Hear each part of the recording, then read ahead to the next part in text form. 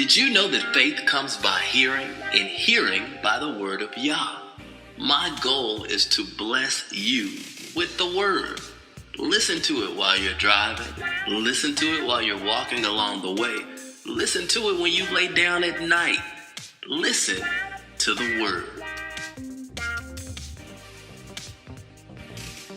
Matthew chapter 24, verse 1 through chapter 25, verse 46.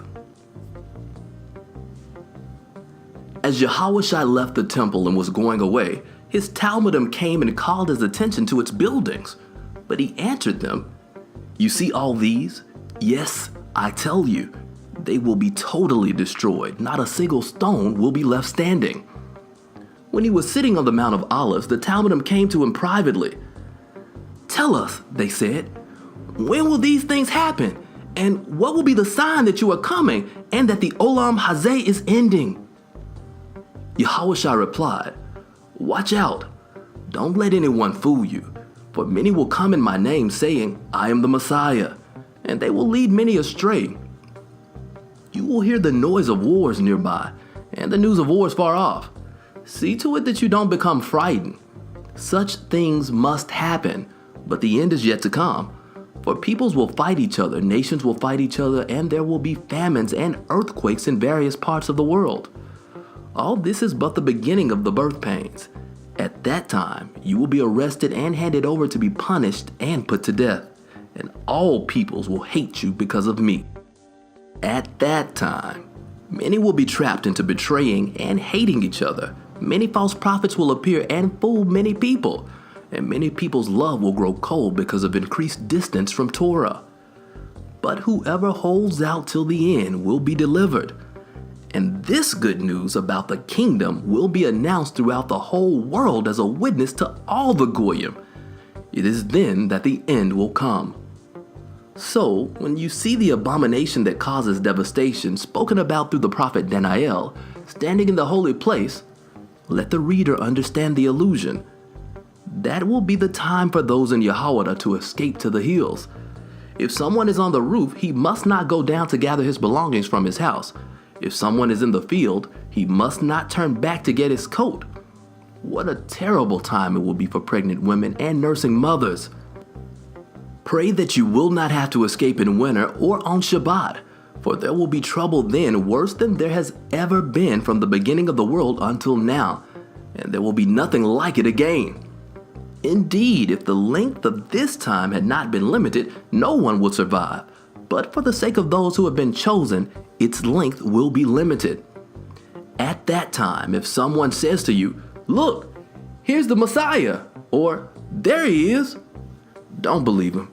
For there will appear false messiahs and false prophets performing great miracles, amazing things, so as to fool even the chosen if possible. There, I have told you in advance. So if people say to you, "Listen, he's out in the desert," don't go. Or "Look, he's hidden away in a secret room," don't believe it. For when the Son of Man does come, it will be like lightning that flashes out of the east and fills the sky to the western horizon. Wherever there's a dead body, that's where you find the vultures. But immediately following the trouble of those times, the sun will grow dark, the moon will stop shining, the stars will fall from the sky, and the powers in heaven will be shaken. Then the sign of the Son of Man will appear in the sky. All the tribes of the land will mourn, and they will see the Son of Man coming on the clouds of heaven with tremendous power and glory. He will send out his angels with a great shofar, and they will gather together his chosen people from the four winds, from one end of heaven to the other. Now, let the fig tree teach you its lesson. When its branches begin to sprout and leaves appear, you know that summer is approaching. In the same way, when you see all these things, you are to know that the time is near, right at the door. Yes, I tell you that this people will certainly not pass away before all these things happen. Heaven and earth will pass away, but my words will never pass away. But when that day and hour will come, no one knows, not the angels in heaven, not the Son, only the Father. For the Son of Man's coming will be just as it was in the days of Noah. Back then, before the flood, People went on eating and drinking, taking wives and becoming wives, right up to the day Noah entered the ark. And they didn't know what was happening until the flood came and swept them all away. It will be just like that when the Son of Man comes. Then there will be 2 men in the field, one will be taken and the other left behind. There will be 2 women grinding flour at the mill. One will be taken and the other left behind. So stay alert, because you don't know on what day your power will come. But you do know this: had the owner of the house known when the thief was coming, he would have stayed awake and not allowed his house to be broken into. Therefore, you too must always be ready, for the Son of Man will come when you are not expecting him. Who is the faithful and sensible servant whose master puts him in charge of the household staff to give them their food at the proper time? It will go well with that servant if he is found doing his job when his master comes. Yes, I tell you that he will put him in charge of all he owns. But if that servant is wicked and says to himself, "My master is taking his time," and he starts beating up his fellow servants and spends his time eating and drinking with drunkards, then his master will come on a day the servant does not expect, at a time he doesn't know, and he will cut him in two and put him with the hypocrites, where people will wail and grind their teeth. The kingdom of heaven at that time will be like 10 bridesmaids who took their lamps and went out to meet the groom. 5 of them were foolish and 5 were sensible. The foolish ones took lamps with them but no oil, whereas the others took flasks of oil with their lamps. Now the bridegroom was late, so they all went to sleep. It was the middle of the night when the cry rang out, "The bridegroom is here! Go out to meet him!" The girls all woke up and prepared their lamps for lighting. The foolish ones said to the sensible ones, "Give us some of your oil because our lamps are going out." "No," they replied, "there may not be enough for both you and us. Go to the oil dealers and buy some for yourselves." But as they were going off to buy, the bridegroom came. Those who were ready went with him to the wedding feast, and the door was shut. Later, the other bridesmaids came. "Sir, sir," they cried, "let us in." But he answered, "Indeed, I tell you, I don't know you." So stay alert, because you know neither the day nor the hour. For it will be like a man about to leave home for a while, who entrusted his possessions to his servants. To one he gave 5 talents, equivalent to 100 years' wages. To another 2 talents, and to another 1 talent, to each according to his ability. Then he left. The one who had received 5 talents immediately went out, invested it, and earned another 5. Similarly, the one given 2 earned another 2. But the one given 1 talent went off, dug a hole in the ground, and hid his master's money. After a long time, the master of those servants returned to settle accounts with them. The one who had received 5 talents came forward, bringing the other 5, and said, "Sir, you gave me 5 talents. Here, I have made 5 more." His master said to him, "Excellent! You are a good and trustworthy servant. You have been faithful with a small amount, so I will put you in charge of a large amount. Come and join in your master's happiness." Also, the one who had received 2 came forward and said, "Sir, you gave me 2 talents. Here, I have made 2 more." His master said to him, "Excellent! You are a good and trustworthy servant.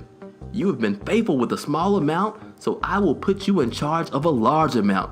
Come and join in your master's happiness."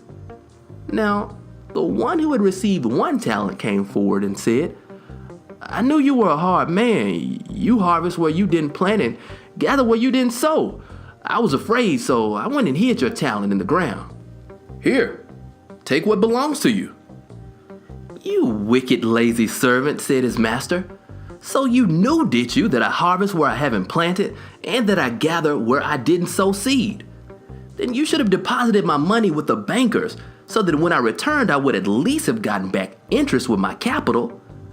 Take the talent from him and give it to the one who has 10. For everyone who has something will be given more, so that he will have more than enough. But from anyone who has nothing, even what he does have will be taken away. As for this worthless servant, throw him out in the dark, where people will wail and grind their teeth." When the Son of Man comes in his glory, accompanied by all the angels, he will sit on his glorious throne. All the nations will be assembled before him, and he will separate people one from another as a shepherd separates sheep from goats. The sheep he will place at his right hand, and the goats at his left. Then the king will say to those on his right, "Come, you whom my Father has blessed. Take your inheritance, the kingdom prepared for you from the founding of the world. For I was hungry, and you gave me food. I was thirsty, and you gave me something to drink. I was a stranger, and you made me your guest. I needed clothes, and you provided them. I was sick, and you took care of me. I was in prison, and you visited me." Then the people who have done what the Most High wants will reply, "Master, when did we see you hungry and feed you, or thirsty and give you something to drink? When did we see you a stranger and make you our guest, or needing clothes and provide them? When did we see you sick or in prison and visit you?" The king will say to them, "Yes, I tell you that whenever you did these things for one of the least important of these brothers of mine, you did them for me." Then he will also speak to those on his left, saying, "Get away from me, you who are cursed. Go off into the fire prepared for the adversary and his angels. For I was hungry, and you gave me no food, thirsty, and you gave me nothing to drink, a stranger, and you did not welcome me, needing clothes, and you did not give them to me, sick and in prison, and you did not visit me." Then they too will reply, "Master, when did we see you hungry, thirsty, a stranger, needing clothes, sick or in prison, and not take care of you?" And he will answer them, "Yes, I tell you that whenever you refuse to do it for the least important of these people, you refuse to do it for me." They will go off to eternal punishment, but those who have done what the Most High wants will go to eternal life. La la la la la la la la la.